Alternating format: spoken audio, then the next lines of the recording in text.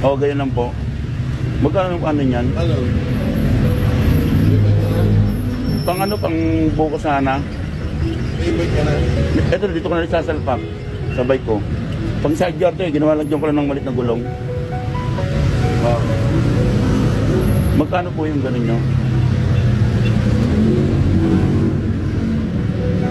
Ano na, buhin siya, kapag dito.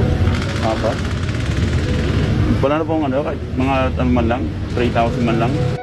Yung kasi yung kapitbahay namin na magkatao, bandang kanan daw, may doon siya paggawa ng sidecar.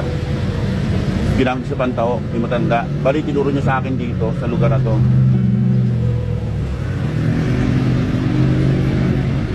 Sabi niya sa anong, ano, sige, doon ka pumunta sa, ano, makaligtas ng Jollibee.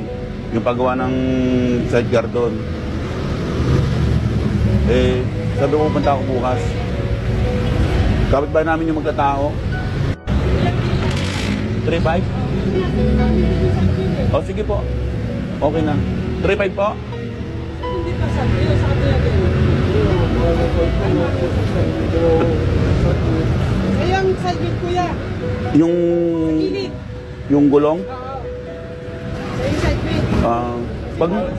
Pumahal na sa side view mo. Pumasok kayo ng side view eh. Ay, yung gulong niya. Ay, dito sa ano. Yung pang ano nga, pang side wheel nga. Pangatlong gulong mo. Mm.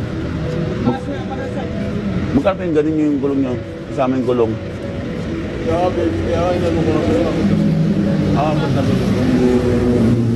Bali kung gagawin po yun, ako lang bibili ng ano, pang side wheel. Kahit yung second na lang to. Kahit second na lang bilhin ko, pag samantala lang muna. Ako lang bibili ng ano, side wheel niya. Mag-ano pa ko, makuha ko na lang po.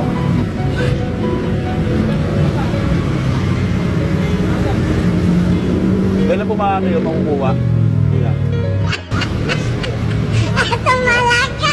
No. 31 ng hapon po? Oo. Sige, okay na po. 31 ng hapon.